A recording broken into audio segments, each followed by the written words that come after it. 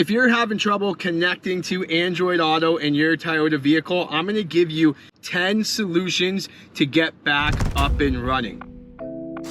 So we're gonna start with the basic solutions that should get you back up and running in our first 3 or 4 tips. Then we're gonna get into some more detailed solutions to help you get back up and running. And as always, if you get to the end of this video and you started the video and your Android Auto wasn't working, and at the end of this video you get it working, you owe us a thumbs up and a subscribe. So tip number 1, you want to make sure that your phone is connected for wireless or wired Android Auto. So some people just assume that Android Auto is wireless. It would depend on your year of your Toyota vehicle. So for example, right now we are in a 2022 Toyota Corolla, and this car is not equipped for wireless Android Auto, only wire.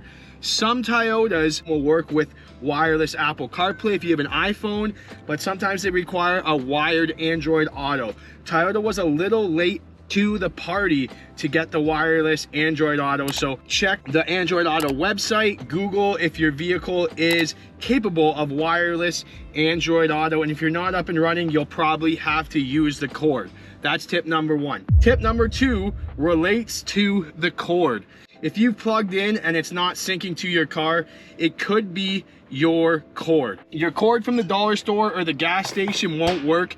Typically, your cord has to have a USB symbol on it, like this one, if you can see that there, or the cord that came with your phone. Dollar store or gas station cords are not gonna work, so try changing to a good cord. That's tip number 2 to get you back up and running. Tip number 3, these are all pretty basic, we're gonna go through them quickly, is basically just resetting your phone. So doing a quick restart on your phone is really going to clear any glitches and get you back up and running once you plug in again. Those are the things I recommend. Tip number 4 is going to be unpairing your phone from the car and repairing it through Bluetooth. So if we just go to setup here and we go to Bluetooth and we just want to remove a device, we're gonna find my phone, which is the OnePlus 13, and we're just gonna remove this device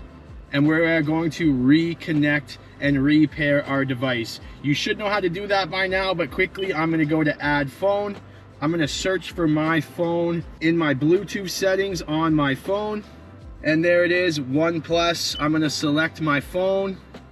I'm gonna hit pair on my phone, and I'm gonna repair, authorize, allow, and now I can just plug my phone in, and I'm just gonna wait for a minute for the Android Auto to connect. You see it's registering the device, and I'm just gonna have to swipe down from my phone. Android Auto is connecting, so I see it connecting. And we're just going to go back to the home menu and hit apps,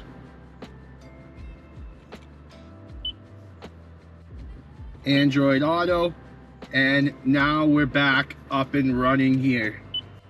So there you can see, very easy. So that was 4 quick fixes. If you're still not up and running, it might get a bit more complicated for you. Solution number 1 is making sure Android Auto is enabled on your Toyota screen.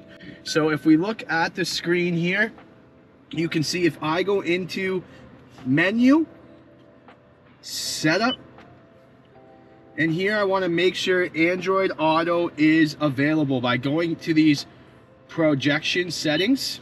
And here you can see Apple CarPlay, Android Auto. This could be toggled off, and if it's toggled off, it's obviously not going to connect. You want to make sure that is toggled on, and then you're good to plug your phone in and repair or resync if you're using wireless.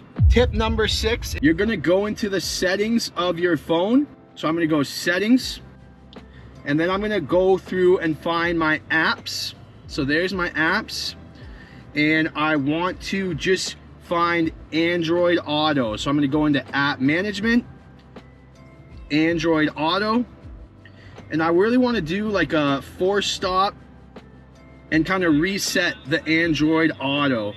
So once I've done the force stop, I'm going to want to make sure everything is allowed. So I'm going to go into my permissions, and you just want to make sure everything is allowed. It's allowed for your calendar, your car logs, your contacts, your nearby devices. Everything is allowed and no permissions are denied. That's what you want to fix. You also want all this to be active, and we want to go into our storage usage here, and we just want to clear all of our data. So this just kind of resets the Android Auto. So we're clearing our data and we've cleared our cache, and then we just want to plug our phone back in and we should be up and running. Tip number 7, it could be happening when you plug your phone in. So you'll see when I plug my phone in here, I want to make sure it's enabled for file transfer. Some Android phones automatically just result to a charge setting and it doesn't connect to Android Auto. So what I want to do is plug my phone in, and then I want to swipe down from the top. You'll notice it asks me at the very bottom here what I'm using the USB for. So you can see my USB setting is set to charging only. I want to make sure this is clicked here for file transfer. So I'm just going to do that one more time. When I plug my phone in, I swipe down from the top, I look at the very bottom where it says charging this device, I drop that open and see how this says file transfer Android Auto. I want to make sure that's turned on. I'm going to allow it, and that should get me back up and running.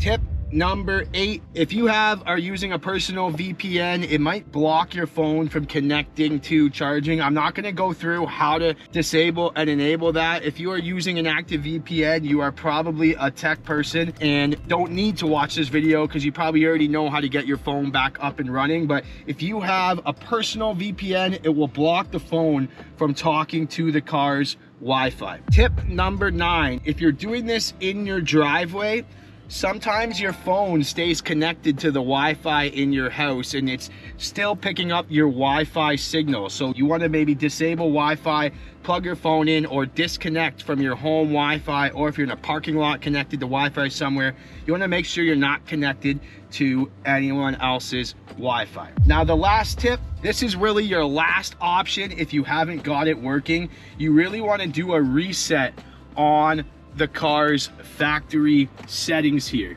So we're going to go menu, we're going to go into setup right on our Toyota controls. We're going to scroll down to the bottom, and this is where we want to be here. We want to delete the personal data, basically just refreshes the car. We also want to check for any software updates, make sure our updates are all correct so you can see we're connected. If it shows update software here, you can click this button, make sure you update your software. See, I can update this. You want to make sure everything is up to date here with your car and you've done a reset on the car's personal data settings by deleting it there. So that is 10 quick tips on how to get your Android Auto back working if you're having trouble. Give us a thumbs up if any of those tips got you back up and running. If there's a tip that worked for you that I didn't mention, put it in the comments and we can help other people get back up and running. Thank you for watching Cars Unlocked. We'll see you in the next one.